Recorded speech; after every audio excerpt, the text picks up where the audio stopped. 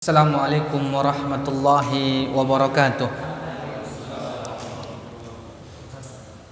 Innal hamdalillah nahmaduhu wa nasta'inuhu wa nastaghfiruh wa na'udzu billahi min shururi anfusina wa min sayyiati a'malina. May yahdihillahu fala mudilla lahu wa may yudlil fala hadiya lahu.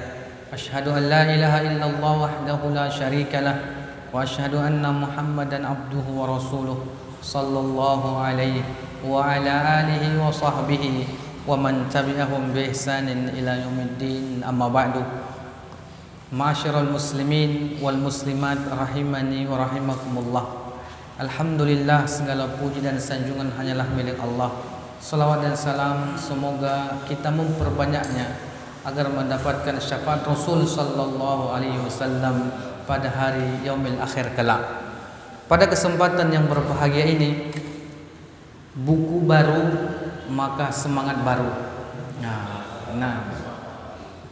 Kita akan membahas sebuah buku yang agung, yaitu tentang kitab Bulughul Maram, tapi kita memakai syarahnya Mukhtasar Al-Kalam ala Bulughil Maram. Ini hanya satu jilid agar kita cepat dalam hal mempelajari sebuah hadis yang agung di dalam kitab ini. Dan kita telah mengetahui sedikit bahwasanya hadis-hadis yang terdapat dalam kitab Bulughul Maram sekitar 1600 kurang lebih. Antum udah mungkin ada 600 yang hafal, tinggal 1000 lagi.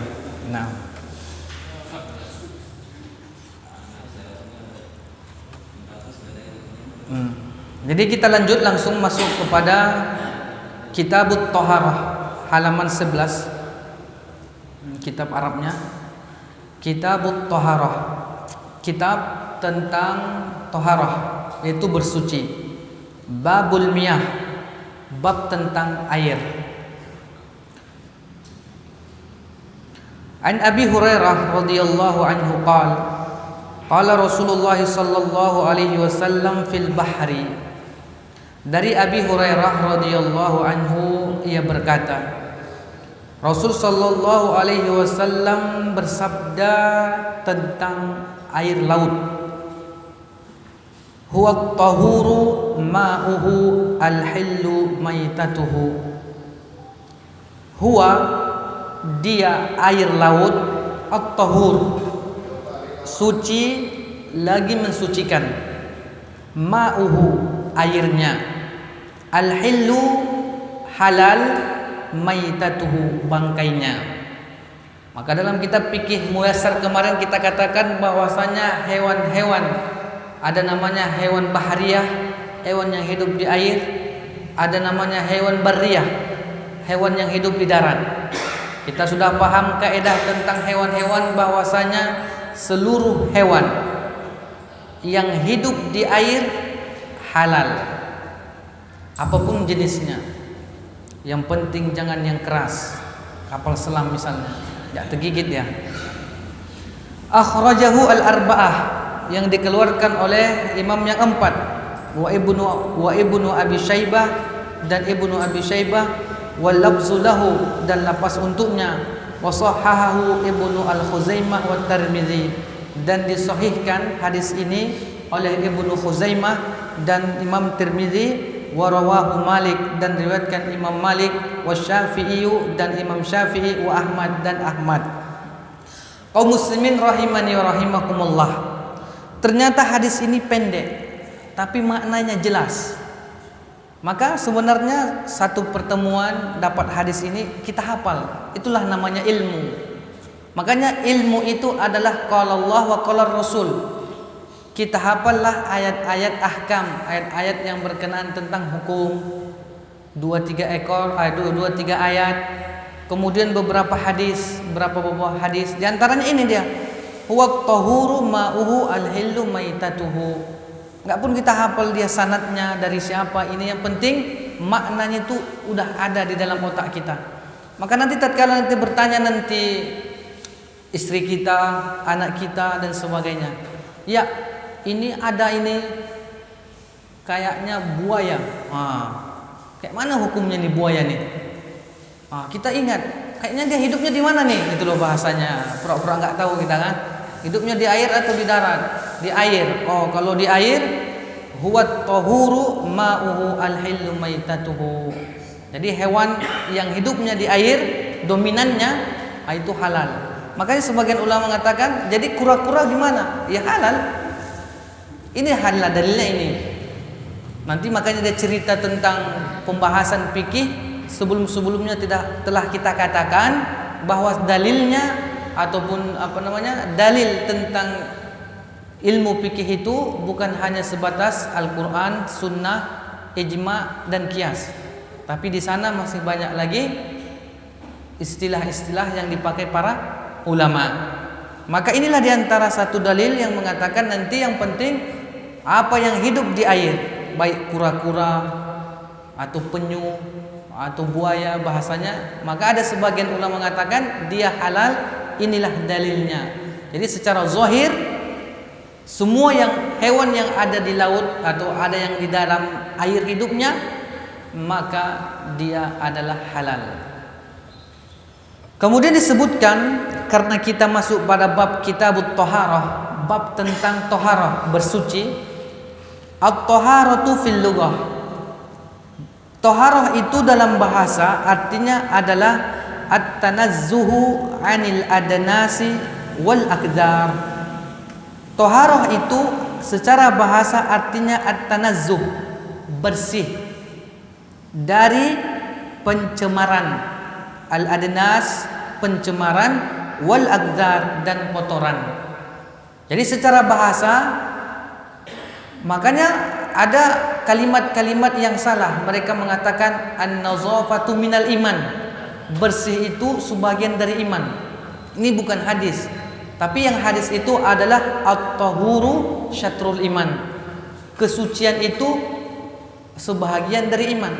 Nah, yang jadi pertanyaan, apa bedanya bersih sama suci? Nah, ini yang harus kita pahami.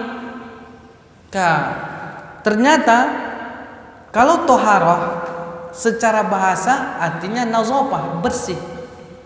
Maka sesuatu yang tampaknya bersih belum tentu suci. Tapi kalau dia sudah suci, sudah tentu bersih. Misalnya ada kotoran, ya kotoran itu lihat apakah dia berkenaan tentang kesuciannya atau tentang bersihnya. Nah, itu harus kita dudukkan pembahasan tentang apa itu bersih, apa itu suci. Nah, itu dia. Sedangkan wa fi syar'i, sedangkan di dalam syariat, raf'u ma yamna'us shalah min hadatsin aw najasatin. Sedangkan secara istilah, taharah itu adalah mengangkat atau menghilangkan sesuatu yang menghalangi solat, baik dari hadas maupun najis. Kita harus tahu apa itu hadas. Hadas itu terbagi dua, ada hadas besar, ada hadas kecil. Hadas besar apa tuh? Di antaranya junub, mimpi basah, keluar mani dan yang lain-lain. Ini hadas besar. Cara menghilangkan hadas besar bagaimana? Dengan dua cara.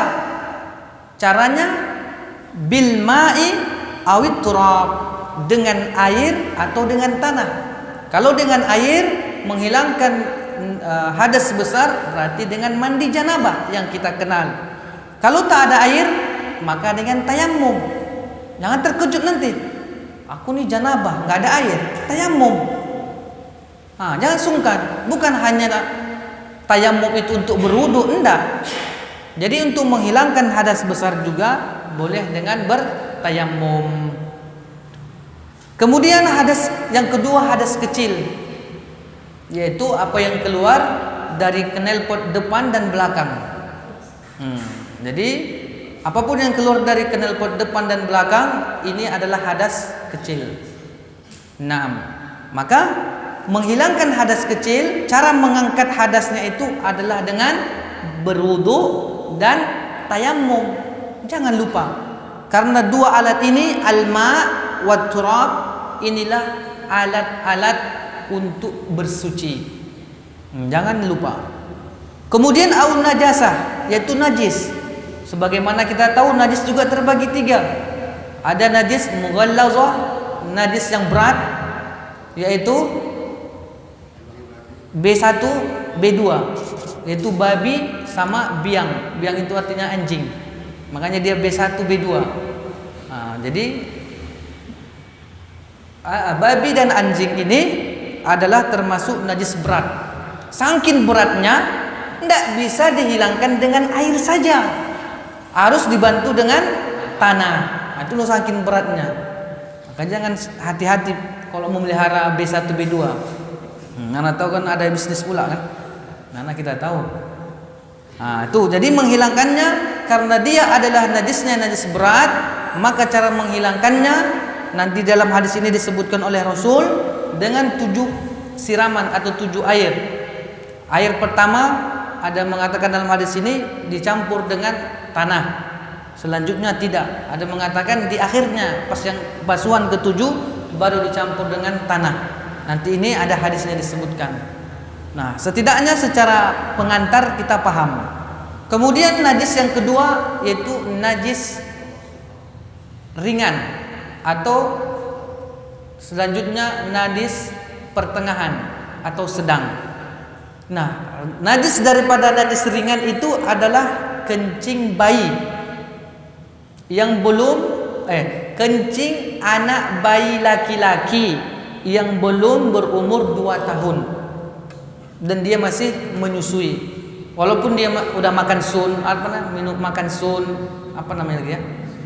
makan bubur biasa, itu masih dianggap kalau dia umurnya masih di bawah 2 tahun, maka air kencingnya itu masih dianggap najis ringan. Maka cara menghilangkannya boleh dipercikkan air saja, tanpa harus air yang mengalir. Maka tatkala ketika belajar di pondok, anak heran juga. Ini air mengalir, anak pikir air dari sungai gitu. Harus diambil air sungai gitu. Rupanya enggak. Maksud daripada air mengalir dan dipercikkan itu adalah kita ambil air 1 gayung, kan kita siram. Itu nama airnya mengalir. Sedangkan air percikan itu kita ambil ke tangan, kita percikkan. Nah, seperti itulah dianya. Kemudian selain daripada najis besar dan najis ringan, itulah namanya najis sedang. Maka selain daripada itu, kemudian ada juga sebagian pendapat ulama mengatakan apabila ada kotoran yang sikit-sikit itu dianggap najis ringan, dan ada juga najis ringan yang dimaafkan, yang tidak bisa kita hindari. Misalnya tatkala kita buang air kecil, itu sebetulnya ada percikan-percikan yang kita tidak nampak, ada sebetulnya. Nah itu biasanya najis yang ringan seperti itu, yang percik-percikan entah daripada kotoran ini, kotoran itu, atau kotoran kita sendiri. Kalau dia yasir, ringan, maka dia dimaafkan. Nah, nggak susah juga dia. Nah inilah diantara hadas dan najis. Maka makna daripada toharah, bersuci secara syariat adalah, secara istilah adalah mengangkat sesuatu, yang sesuatu itu bisa menghalangi kita untuk melaksanakan sholat. Karena apa? Karena tatkala kita ingin sholat, syaratnya itu harus bersuci. Nah, bersuci inilah dia yang kalau kita memang berhadas kecil, kita wudu. Kalau kita berhadas besar, kita mandi. Apabila ada najis di pakaian, di tempat dan di mana, harus dihilangkan. Bil ma'i awit turab, dengan air atau dengan tanah. Inda adamil ma, ketika tidak ada air, maka boleh menggunakan turab, tanah ataupun debu. Apa dalilnya? Qala Allah Ta'ala, ya ayyuhalladzina amanu, hai orang-orang yang beriman, idza kuntum ila shalah, apabila kalian hendak melaksanakan, hendak mendirikan salat, faghsilu wujuhakum, basuhlah wajahmu. Artinya tata cara wudu, basuh wujud, basahu dulu wujudnya, mukanya. Wa aydiyakum ilal marafiq, yaitu kedua tangan sampai siku. Wamsahu bi ru'usikum, dan usaplah kepala kalian, wa arjulakum ilal ka'bain, dan basuhlah kedua kaki kalian sampai mata kaki. Wa in kuntum junuban fattahharu, dan jika kalian itu sedang junub, sedang berhadas besar, fattahharu, bersucilah. Wa in kuntum marda, dan apabila kalian sedang sakit, au ala safarin, atau tatkala kalian sedang safar, au jaa ahadum minkum minal ghaid, atau salah seorang di antara kalian baru datang dari WC atau kamar mandi, au lamastumun nisa, atau kalian menggauli istri kalian, falam tajidu ma'a, kalian mau bersuci tapi tak mendapatkan air, fatayammamu sa'idan thayyiba, yaitu bertayamumlah kalian dengan debu, dengan tanah yang baik. Wa famsahu biwujuhikum, cara bertayamum bagaimana? Usaplah wujud kalian, wajah-wajah kalian, wa aidikum, dan tangan kedua kalian, minhu, darinya. Kemudian Allah menyebutkan ma yuridullahu liyaj'ala 'alaikum min haraj, dan Allah tidak menginginkan kesulitan pada kalian, walakin yuridu, akan tetapi Allah menginginkan liyutahhirakum, mensucikan, membersihkan kalian, waliyutimma ni'matahu 'alaikum, dan untuk menyempurnakan nikmatnya atas kalian, la'allakum tashkurun, agar kalian itu bersyukur. Ternyata alat-alat bersuci, air ataupun tanah, adalah sebuah kesempurnaan daripada syariat Islam itu sendiri. Kalau mungkin di zaman syariat Nabi Musa, kalau ada najis dia digunting, dihilangkan atau dibakar dan sebagainya. Sedangkan syariat kita indah, makanya ada baju-baju bekas second laku dia. Nah, karena nggak dibakar, nggak digunting, nggak rusak dia. Berarti ini adalah sebuah liyutimma ni'matahu 'alaikum. Allah ingin menyempurnakan nikmatnya atas kalian biar mudah gitu. Maka hadis ini atau ayat ini menggambarkan kepada kita betapa mudahnya beragama Islam. Jangan takut, jangan kaku, dan jangan juga berlemah-lemah, bermudah-mudahan. Qauluhu babul miyah, perkataan tentang bab al-miyah. Al-bab, arti daripada bab itu sendiri fil lughah, secara bahasa ma'ruf, sudah diketahui. Babun berarti sebuah bab. Apa namanya? Itulah orang Arab, babun udah ngerti orang tuh itu loh. Kalau kita bilang pintu, nggak mungkin juga, nggak mungkin pintu toharoh. Bab itu ya bab, udah ma'ruf.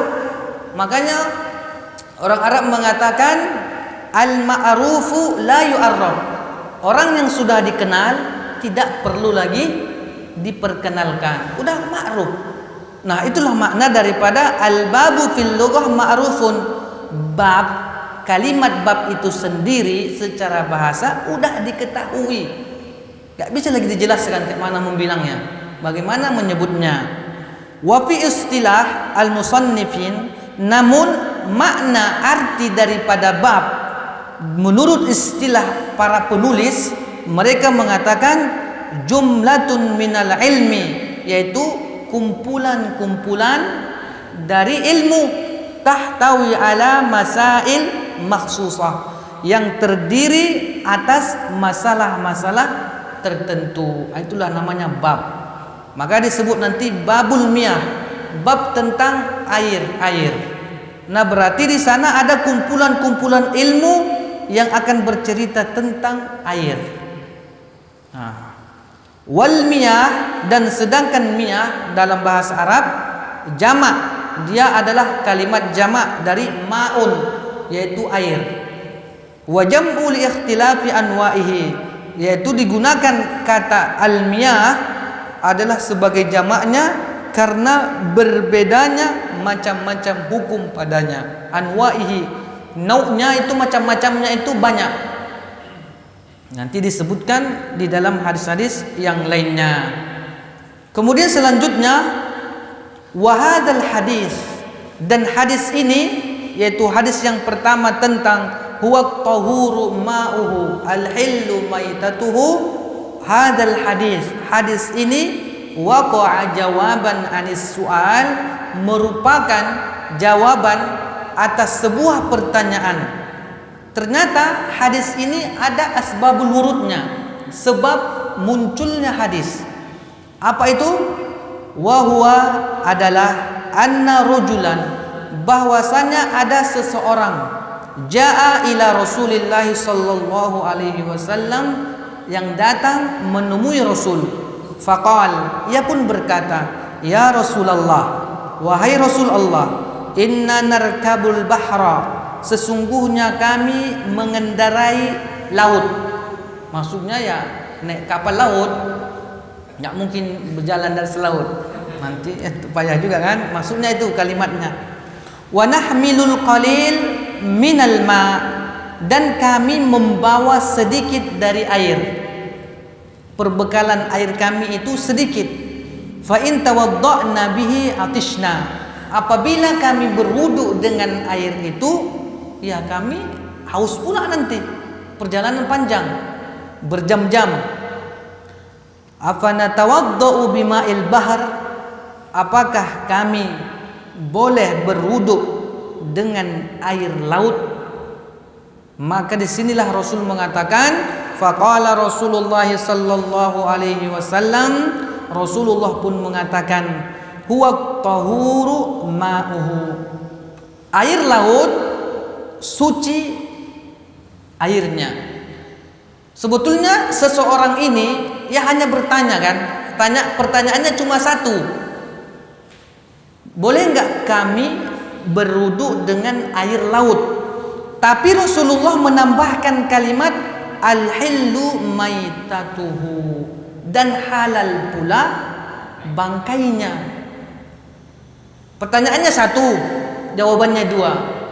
Ada hikmah di balik itu.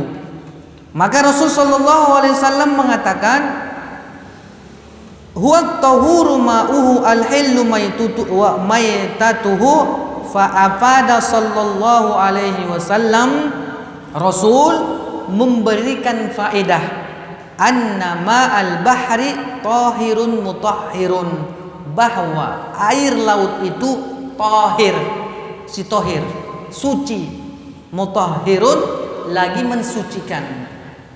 Nah ini kalau belajar nanti di fikih mazhab Syafi'i agak lebih detail. Sedangkan ini kopi, ini airnya tahir, suci, tapi tak bisa mensucikan. Nah, makanya kita minum, tapi bisa menghilangkan dahaga, nggak bisa mengangkat najis. Jangan antum buat nanti dia. Makanya antum hati-hati. Nah, antum misalnya mau wudu, maksudnya air yang tahir, suci, dia nggak bisa mensucikan di antara hadas besar ataupun hadas kecil. Kalau untuk najis, sebagian ulama mengatakan boleh najis. Tapi kalau hadas besar, hadas kecil nggak bisa. Nah itu dia. Nanti misalnya ada teh ayam kan, banyak susu antum di rumah kan, antum buang, membersihkan dia. Tapi yang dimaknakan daripada tahirun mutahhir, yaitu suci lagi mensucikan, yaitulah untuk berwudu ataupun mandi janabah.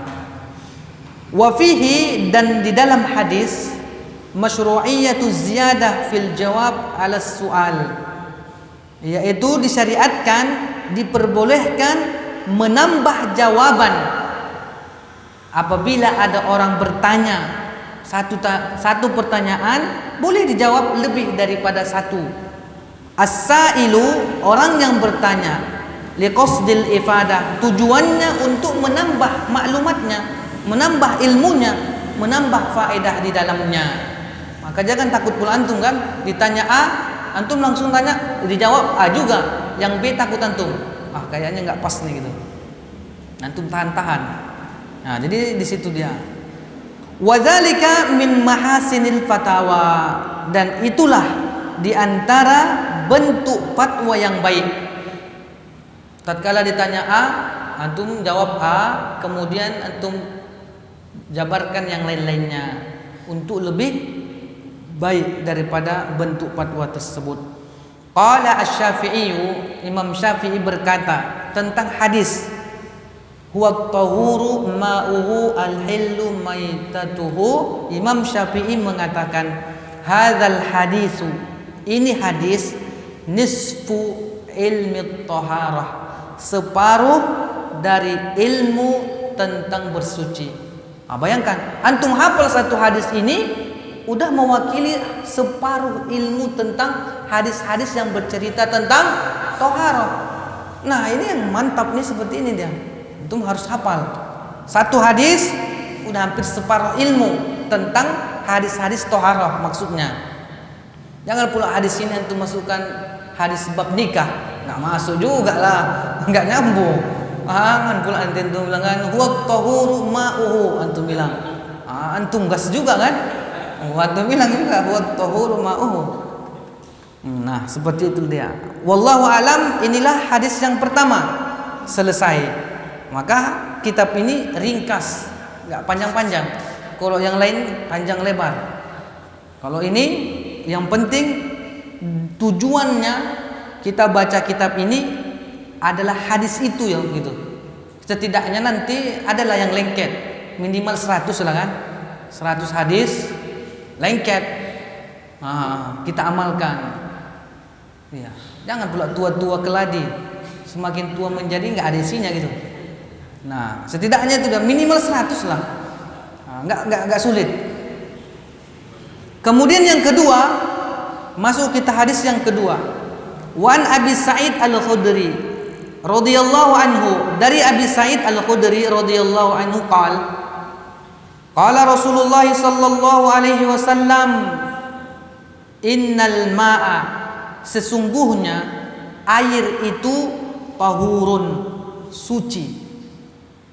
Jadi dasar air itu suci. Kalau di dalam fikih-fikih disebutkan ada 7 air misalnya. Itu dia air hujan, air sumur, air laut, air mata air salju, air embun, air es. Itu dia. Itu asalnya innal ma'a tahurun, sesungguhnya air itu adalah suci. Apapun nama airnya. Kok air mata nggak ada pula sebutnya. La yunajjisuhu syai'un, tidaklah ada sesuatu yang bisa menajiskannya. La yunajjisuhu syai'un, ya sama dengan tanah juga, turab. Jadi walaupun nanti ada misalnya kotoran ayam 1 ember ditaruh di tanah, ya biasa aja tanah itu gitu, tetap dia suci. Air juga seperti itu. Nanti gawat, kacau juga kan. Kalau air itu dicemar dengan ini, nggak suci lagi dia. Itu nanti pembahasannya. Makanya setelah mempelajari kitab fikih Muyassar udah jelas, udah terang.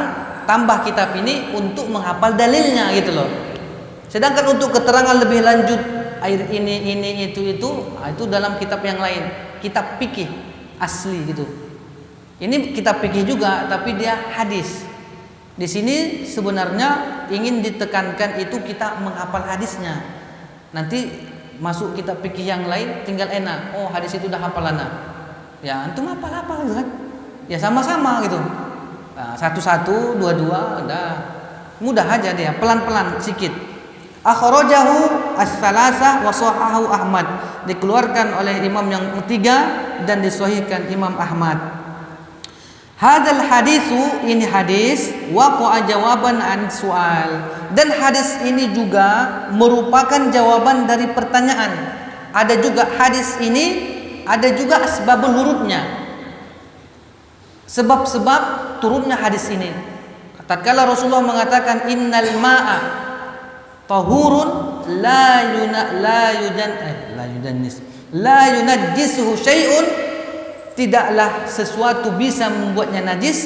Ternyata sebabnya adalah annahu qil, bahwasanya Rasul pernah ditanya, ya Rasulullah, wahai Rasul Allah, ana tawaddau min bi'rin bida'ah, apakah kami boleh berwudu dari sumur bida'ah? Itu namanya sumur bida'ah. Kemudian dilanjutkan wahia, sumur bidoah itu adalah bi'run, sumur, yulqa fiha al-haid, diceburi atau dicampakkan di dalam sumur itu al-haid, darah-darah haid, waluhumul kilab, dan daging-daging babi, wannatan, dan sesuatu yang busuk. Jadi mungkin di zaman Rasul itu ada sumur bidoah, artinya sumur pembuangan. Nah, kalau kita apa namanya itu ya, waduk pembuangan lah. Nah, arti saluran apa nih, got kita nih. Nah, di sana namanya di zaman Rasul ketika itu bi'rul bidoah. Maka ditanya para sahabat lah, boleh tak kita berwudu dari sumur bidoah ini? Ternyata sumur bidoah ini adalah sumur tempat pembuangan darah haid, ataupun tempat daging-daging anjing dan sebagainya, atau yang busuk-busuk. Maka Rasul sallallahu alaihi wasallam pun mengatakan, faqala Rasulullah sallallahu alaihi wasallam, al-ma'u tahurun la yunajjisuhu syai'un. Air itu suci, lagi mensucikan, dan tidak ada sesuatu yang bisa membuatnya najis. Berarti bukan secara umum juga, ada terperincinya lagi itu. Secara umum semua air-air yang tahir itu dan mutahhir tidak bisa kita cemari, tidak bisa menjadi najis airnya. Sempat nanti najis, kacau juga kita kan. Nah, kalau sekarang ada sulingan, air limbah semua kan disuling, nah, jadi air mineral dia, jadi minuman kita.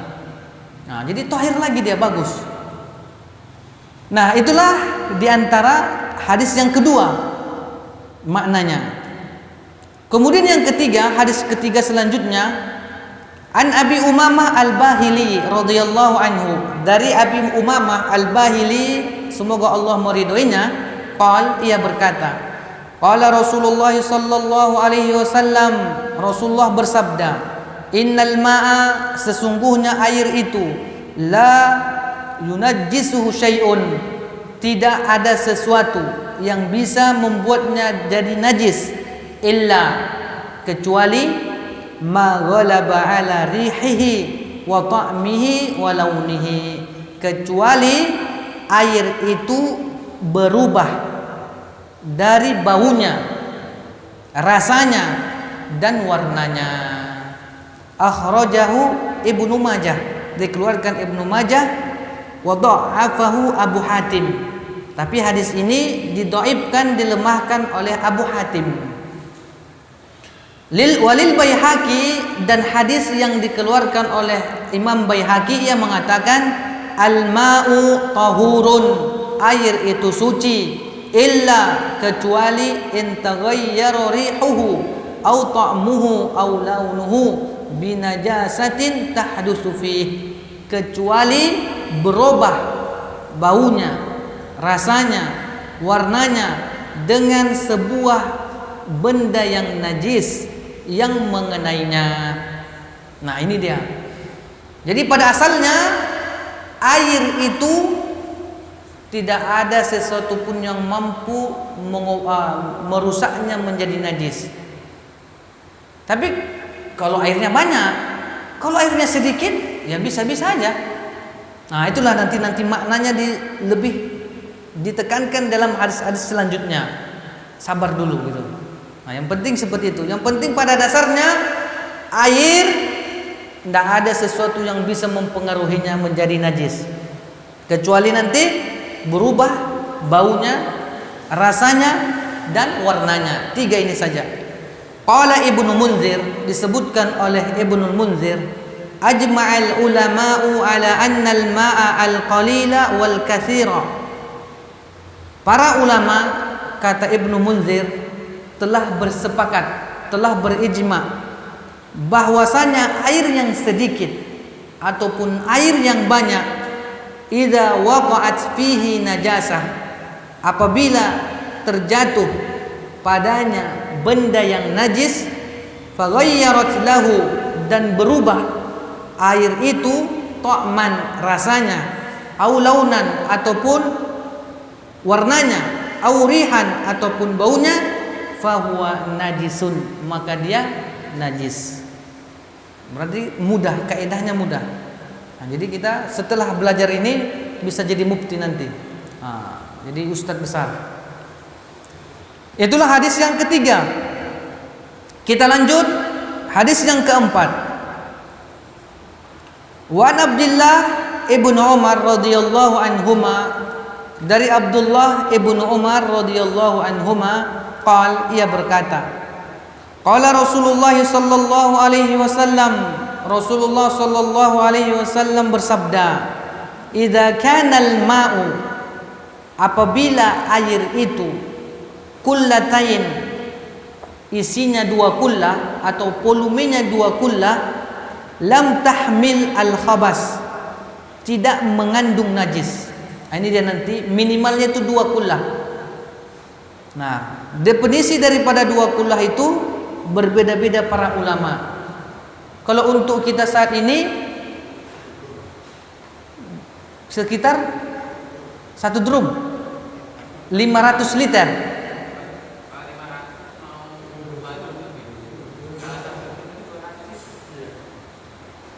Kalau dia tempat 60 cm lebar, 60 cm panjang, 60 cm tinggi, setengah meter ya. Kalau dia bak seperti itulah dia volume 2 kullah. Nah, itu sudah dipelajari kan di Fiqih Muyassar.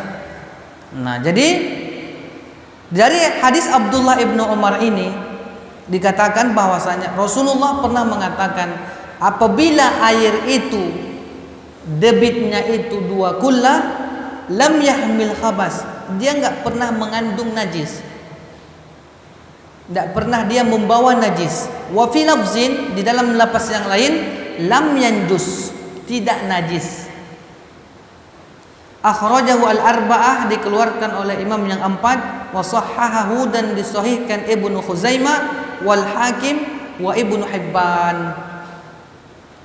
Al hadisu, hadis ini, yadullu, menunjukkan, ala, atas, anna qadral kullatain, bahwa kadar 2 kullah itu, bahwa volume 2 kullah itu, la yanjus bimulaqatin najasah, tidak najis walaupun menempel, masuk di dalamnya benda-benda najis.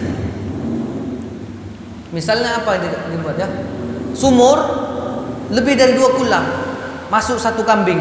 Wah, teplung katanya. Oh, sayang juga kan, 2,5 juta, masuk dia, tuh mati. Berarti kalau dia lihat airnya gitu, pada dasarnya kalau air lebih dari 2 kullah, walaupun apa najis yang masuk menempel, airnya tetap suci. Itu pada dasarnya. Sebahagian ulama juga menyebutkan lihat dulu, nampak dulu. Maka dikatakan wa yadullu bimafhumihi, maka yang menunjukkan perkara tersebut bisa dipahami, ala anna madunahuma, atas apa yang selain keduanya, yanjus, artinya kurang dari 2 kullah dia yanjus, biwuku'in najasah, dengan terjatuhnya benda najis, wa illam taghayyarhu, walaupun ia tidak berubah. Artinya apa? Apabila ada air kurang dari 2 kullah, contohnya ember kita lah, kan kurang 2 kullah tuh. Apabila ada masuk najis, misalnya teh cicak atau entah bangkai tikus, masuk dia mati pula dia kan, renang-renang dia nggak tahu kita, mati dia situ. Maka di sini karena dia kurang dari 2 kullah, maka para ulama dasarnya mengatakan dia najis walaupun tak berubah airnya, apa warnanya, ataupun baunya, ataupun rasanya. Ini pada dasarnya. Wal hadis lahu sababun, hadis ini ada sebabnya, ada asbabul wurudnya. Hadis yang kita sebutkan tadi. Apa asbabul wurudnya ini? Wa huwa annahu sallallahu alaihi wasallam bahwasanya Rasul sallallahu alaihi wasallam suila anil ma, pernah ditanya tentang air, yakunu bil falah minal ardi, yang mana air itu berada pada padang pasir di bumi. Kayak kita misalnya kan buka lahan sawit, kan ada lembah-lembah itu Pak. Apa namanya itu? Apa namanya itu Pak? Kolom-kolom kecil lah. Maksudnya di padang pasir itu ada kolam-kolam kecil, ada airnya. Wa ma yanubuhu minas siba' wad dawab. Yang kolam-kolam kecil itu ada airnya, itu biasanya adalah tempat tujuan binatang buas, as-siba', ya cari minum orang tuh kan. Wad dawab, ataupun binatang-binatang melata yang lainnya. Ya sudah pastilah di mana banyak airnya situ orang tuh datang mau minum, mau mandi, mau buang air besar mereka kan. Oh ini ada air nih katanya. Maka Rasul mengatakan faqal idza kana al-ma'u qullatain, apabila airnya itu, kolamnya itu ada airnya 2 kullah, lam yanjushu syai'un, tidak akan ada sesuatu yang membuatnya najis. Ini hadis Rasul sallallahu alaihi wasallam yang menerangkan hadis sebelumnya. Nah, maka ternyata Rasulullah pernah ditanya, ternyata para sahabat itu kok nggak tahu, langsung tanya dia. Nah, seperti itulah dia. Jadi kalau nanti kita misalnya ada kebun, kita buatlah misalnya entah tempat-tempat sumur-sumur kecil, ya seperti itulah dianya. Dan makna daripada wa ma yanubuhu minas sibai wad dawab, dan makna daripada tujuan binatang buas dan binatang melata itu artinya adalah fatanjusuhu bi abwaliha wa azbaliha, yaitu najis, menjadi najis airnya dengan air kencing dan kotorannya. Maksudnya apa? Para sahabat itu ingin bertanya gitu loh. Ini ada kolam kecil, biasanya hewan-hewan situ kan datang, entah minum dia, entah muntah dia, entah sambil minum sambil kencing dia gitu. Nah sudah tentu entah kencing dia kan, entah ada kotorannya, sedangkan air itu nampaknya sedikit dan sebagainya. Maka mereka para sahabat pun bertanya gitu loh. Maka disitulah Rasulullah mengatakan idza kana al-ma'u qullatain lam yanjushu syai'un, tidak najis. Nah seperti itulah dianya. Makanya kita harus buat banyak-banyak sumur kan, karena diantara amal jariah yang tak putus-putus buat sumur. Nah, wallahu a'lam bissawab. Udah itu habis. Nah, berarti hadis selanjutnya, hadis nomor 5, kita akan lanjut pada pertemuan yang akan datang. Mana tahu ada pertanyaan sedikit tentang hadis-hadis yang telah kita sampaikan, boleh ditanyakan. Tapi intinya setidaknya dari hadis yang kita sampaikan ada yang lengket kita hafal, misalnya 2 hadis 3 hadis yang menurut antum apalah cocok, ini cocok nih sebagai senjata pamungkas. Itu nanti kok semua pun dihafal, kalah juga ustadznya kan, payah juga. Nanti duduk pula jadinya. Wallahu a'lam bissawab. Naam, ada pertanyaan?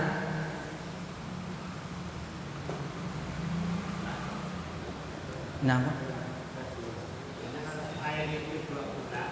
Air apa? Kalau air itu berupa warnanya atau baunya atau rasanya kan najis. Enggak, itu apabila benda najis yang masuk ya. Misalnya air itu suci tapi kena benda najis, baunya berubah atau warnanya. Terus tapi airnya itu lebih dari 2 kullah, itu gimana? Nah, disinilah dia para ulama mengatakan, pendapat pertama mengatakan kalau dia lebih dari 2 kullah tak masalah, berubah hendak berubah tetap suci. Tapi nanti hadis selanjutnya mengatakan bahwasanya walaupun dia airnya lebih dari 2 kullah ternyata berubah baik baunya, rasanya, warnanya, mereka mengatakan dia najis. Tapi itu pendapat sebagian ulama, dan sebagian mengatakan tidak najis karena teks hadisnya ada, dan sebagian juga ada teks hadisnya nanti. Nah di sini para ulama bagaimana caranya berarti seperti itu? Ya, karena kita di negeri Indonesia banyak air, ya slow-slow aja gitu. Biasa kan kalau di Lampung sumur kadang kemasukan tikus. Iya. Nggak ketahuan sampai 3 hari udah busuk, baunya udah gitu. Iya. Maka pendapat yang paling dekat, kalau dia lebih dari 2 kula, apalagi sumur, banyak debit airnya itu, ya ambil aja tikusnya, campakkan, udah airnya gaskan aja gitu. Dia suci. Tapi jangan pula ada tikusnya situ pula. Kalau kita timba dia kan, ada pula tikusnya. Jangan pula kan udah enggak lagi dia gitu. Biasanya walaupun nggak dibuang tikusnya, itu kan dalam Baunya masih ada. Nah, nanti dalam bab selanjutnya akan disebutkan juga bagaimana cara menghilangkan najis, baunya nggak hilang. Nah, di sini nanti para ulama mengatakan najis itu dihilangkan ainnya saja, yang semampu kita yang nampak bendanya. Misalnya ada tai, buatlah misalnya yang bau tai apa? Tai ayam, yang bau ada bau tai ayam yang bau kali tuh, yang agak hitam tuh. Itu misalnya dia ada di teras kita sucikan, kita bersihkan, tapi baunya tetap ada. Nah, para ulama mengatakan bahwasanya inti daripada kita bersihkan, kita sucikan itu bukanlah dari baunya, tapi najisnya itu udah ambil gitu loh. Nah, begitu juga lah dengan air. Apabila misalnya nanti masuk tikus, nah maka tikusnya diambil. Karena airnya lebih dari 2 kula, dia suci biasa. Sedangkan baunya 2-3 hari hilang tuh gitu. Menyatu lagi dia, berubah. Nah, nanti berbeda pula nanti misalnya airnya misalnya lebih dari 2 kula, tapi yang masuk benda-benda suci juga, berubah airnya. Contohnya apalah kita buat itu? Kopi masuk kan berubah dia jadi hitam, teh jadi merah dia airnya. Nah, itu seperti itulah dia. Tapi kok dia lebih dari 2 kula, kita gaskan aja kan. Ada juga air-air merah kok di tanah-tanah gambut, merah dia. Atau di tanah apa? Pegunungan-pegunungan, tanah-tanah kuning dia. Nah, itu enggak seperti itu. Jadi intinya nanti bahwasanya air itu nanti di hadis-hadis yang lain disebutkan dia ainnya saja. Bendanya itu yang kita hilangkan, sedangkan airnya atau baunya, warnanya itu akan berubah sendiri nantinya.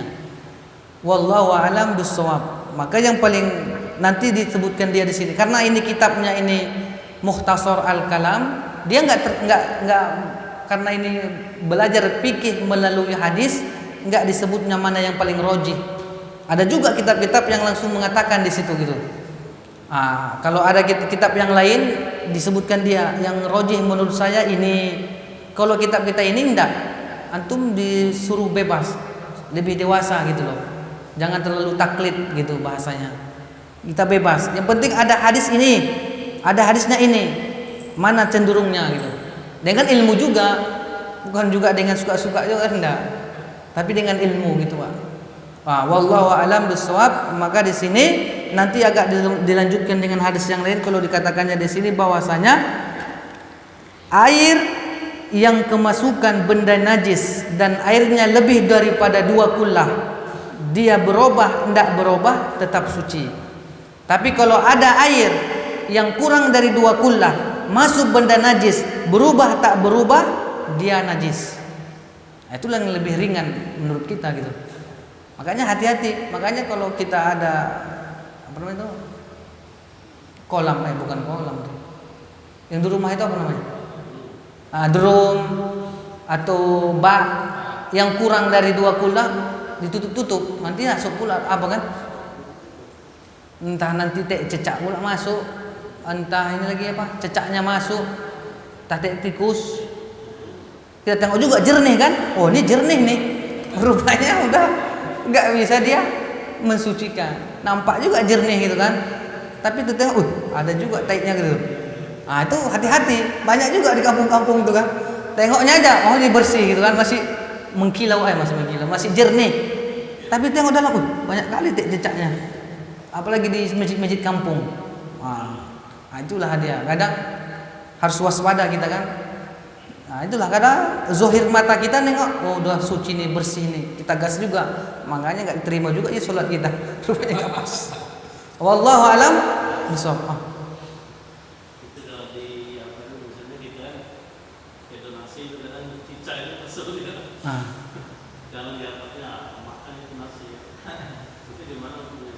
Kalau dia benda-benda padat mudah.